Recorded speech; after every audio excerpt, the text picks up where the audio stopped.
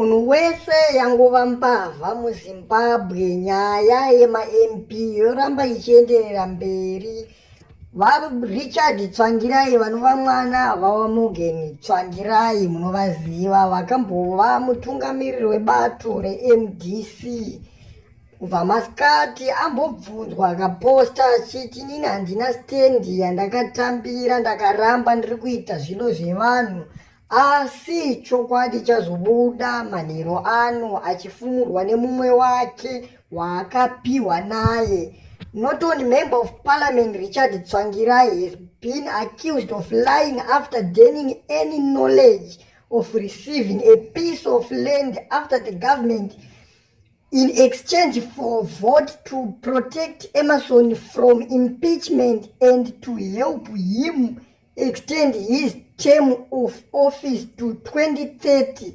Despite his denial, a leaked audio has emerged in which Southampton Member of Parliament Bridget Nyandoro challenges Tsvangirai to come clean. She accuses him of lying, stating that she has a recording of him engaging with her yesterday morning.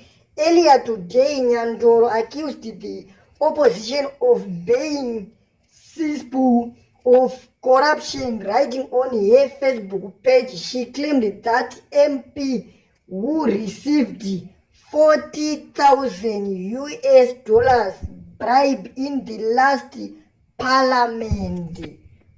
Unotonyatsoshaya kuziva kuti wekutrasta wacho ndeupi, nekuti kana vanhu vachienda kuparliament vanenge vachienda kakuti vanomirira zvido zvevanhu, asi vanhu vacho vanenge vachitozviti tiri vanhu veopposition ndo vakutoenda vonotambira choko muhomwe vachidhifenda hurumende yavari kuti vari kupikisana nayo, vachiudza vanhu kuti hurumende yavamunangagwa yakadhakwa iri kuita corruption.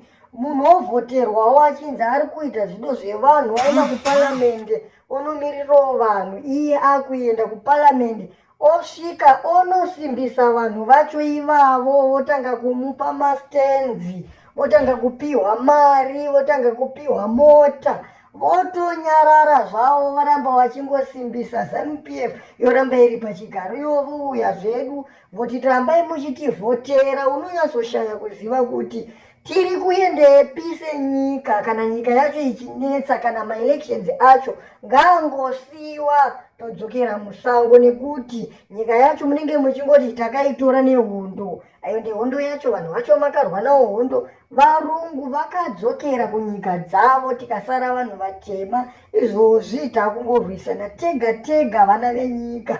Saka hatichanyazoziva kuti vakakodzera kutonga nyika yeZimbabwe ndevapi vacho, nekuti kamutongero kemuri kuita vana vacho veZimbabwe, future yemangwana, generation iripo yangova generation yemadrugs, mutoriro. Ukada kutarisa vanhu vanotengesa zvinhu zvacho zvakaita semubhrongo, mutoriro, vanhu futi vanotoshanda mugovernment imomo, vanenge vachiuraya future yevana kuti ivo varambe varipo, nekuti zvinotozikanwa kuti youth ndo inotangisa mheremhere inosumudza musoro. Mamwe madhara ese aya vanhu vekuti vakurizina ine madhara mazhinji, ukada kumatarisa vanhu vekuti vakatoona hondo vanotoiziva, saka vanongoudzwa kuti nyika inoyi mukaita zvakati inodzokera kuvarungu, todzokera musango munotengesa nyika madhara semadhara akaonawo hondo.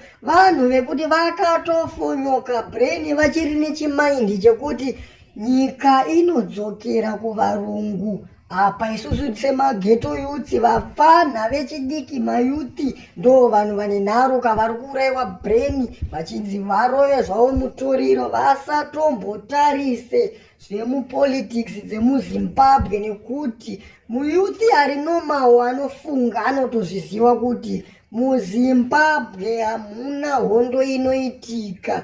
Hondo yacho inenge ichiitwa nani nani, asi muZimbabwe hondo irimo ihondo yenzara yevanhu vanotonga vasingagutsikane nezvinhu zvavanowana.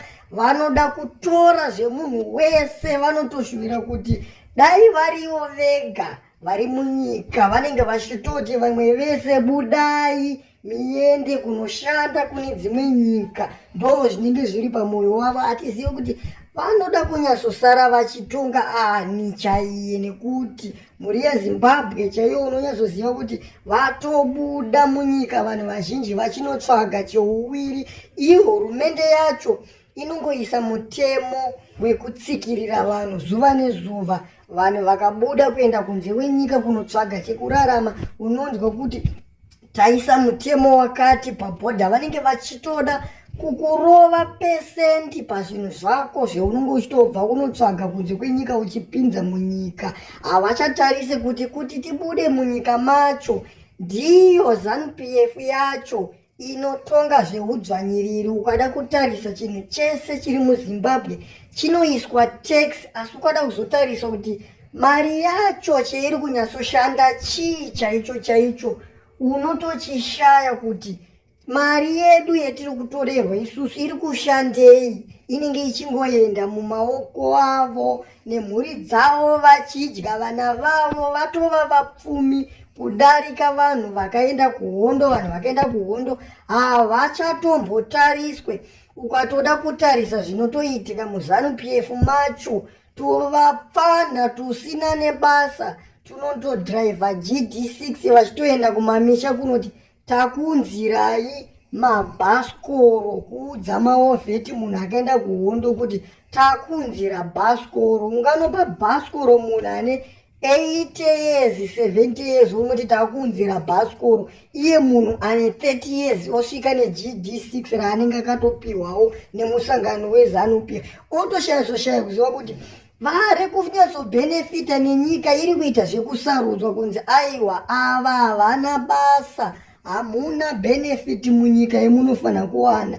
Ende maovheti mazhinji ukada kumatariswa izvozvi vajamuka, havachatode zvisina nebasa. Vashoma vakungosapotawo ZANU-PF, ende vamwe vacho havachatode kunzwa chinonzi politics dzemuZimbabwe. Vatoora moyo. Unonyatsoshaya kuziva kuti nyika yedu inonyatsodei, nekuti vamwe vanonamata vanomboti tiri kunamatira nyika, asi ukada kutarisa kuti chiri kuchinja chii pakunamata kwavari kuita.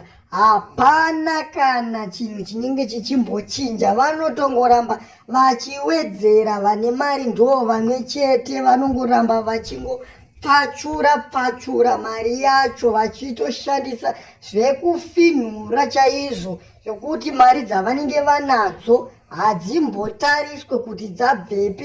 Vane makomisheni akawanda anoinvestigeta mabhizinesi nemari, asi kune vanhu ivavo havasvike. Asi munhu ukangoti haufarire ZANU-PF, vanokuisa mukati votanga kukutsvagira mhosva kokuinvestigeta, asi vanhu vane mhosva chaivo varipo panze. Unonyatsoshaya kuziva kuti tiri kuendepi vana veZimbabwe.